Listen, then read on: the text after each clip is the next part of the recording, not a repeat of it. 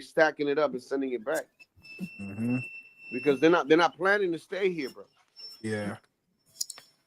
Or even if they are planning, even if they are staying here, they are still building up what they have their home, right? Yeah, they build up So over so they're there. not. They So make the some one shit. thing I noticed about one thing I noticed about like sort of immigrant groups, like they're not really that invested into like American politics or invested in that way, right? They're just here for the economics to make this money, and that's pretty much it. And I think, I mean, I think a lot of black people, black Americans specifically, should take notice that and should move in that way. Like, we tend to be so invested into like the Man, politics and Right, you Democrat, know, Republican. Like to me, they're two sides of the two wings to the same bird. You know what I mean? they Like, ain't let's even focus on this money.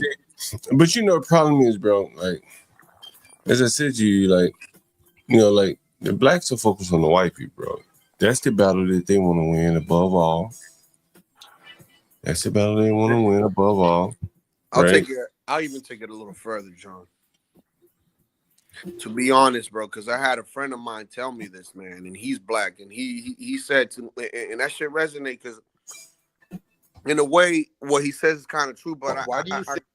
I kind of disagree a little bit because look, he goes and he goes like, look, black people don't have no ambitions, bro. Like all they want is a chain, some shoes, a nice car, maybe a nice crib, just to get pussy, bro. You get what I'm saying? I mean, And it's like when you look at other cultures, right? These people building up, like they got houses, they thinking about investments, they're thinking about other shit. You know what I'm saying?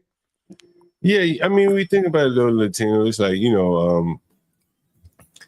like Be Brave talks about like the white ecosystem, and there really isn't a white ecosystem. I just showed you a Popeyes on Martin Luther King and Malcolm X, Man, I see poor white people than me, bro. Stop where playing. it was largely black Hispanics working in the Popeyes, right? You Mm-hmm. also so, and that's right in the black man's neighborhood, and he can't even work there, slinging fried chicken, right? So the bodegas and all these other places are owned by foreigners. Like, yeah, just the world gets smaller, and as Charleston White said, like it's much easier to make your money on the chitlin circuit than it is out, Mm-hmm. and they more or less see the chicken circuit ground to other people here. Let me play this clip, a Latino, because I was looking for this. I'm gonna bookmark this shit because I might come back and I already have it bookmarked, but what's the name? Family should stick together. Okay, cool. Let's go. Think that moving out of your family's house is a psyop? It is not just the act of moving out of your family's house, but consider this.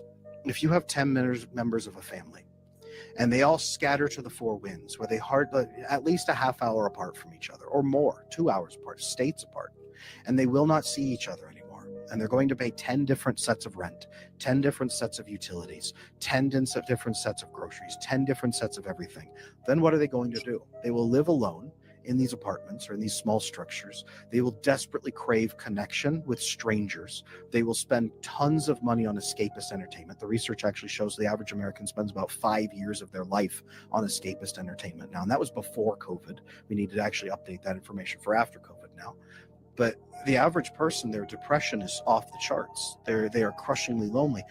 Among millennials, for example, the research shows that up to 65% of them report overwhelming loneliness, and 35% of them report such incredible loneliness that they report feelings. So I know that this system is not working.